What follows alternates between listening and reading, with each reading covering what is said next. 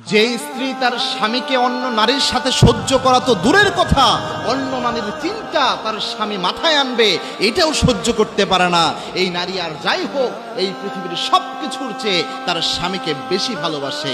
ভালোবাসা থেকে এই জিনিসটা আসে, অর্থাৎ তার স্বামীকে সে পৃথিবীর সবচেয়ে দামি সম্পদ মনে করে, যার কারণে স্বামীর সাথে অন্য কাউকে সে মেনে নিতে পারে না। সব কিছু তো সে ভাগ বসাতে পারে, কিন্তু স্বামীর ভালোবাসায় কাউকে সে ভাগ দিতে পারে না। মনে রাখবেন, বর্তমান সমাজে একটা মারাত্মক প্রবলেম হয়েছে যে অনেক ক্ষেত্রে পরকীয়ার সম্পর্কগুলো এত ব্যাপক আকার ধারণ করেছে, ম্যাক্সিমাম সমাজগুলো পরিবার ব্যবস্থায় এই জিনিসটা চলে আসতেছে।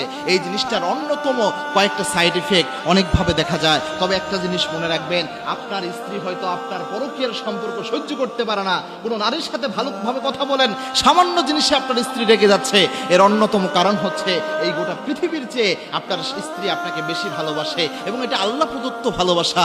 আল্লাহ রাব্বুল আলামিন একজন নারীকে এমনভাবেই বানিয়েছেন যে একজন নারীর যখন বিয়ে হয়ে যায় তখন আব্বা তার সবচেয়ে বেশি আপন মানুষ থাকে না, বরং তার স্বামী থাকে আপন মানুষ। এজন্য আল্লাহর হাবিব বলতেন যে একজন স্বামী এবং স্ত্রী তারা হবে রহম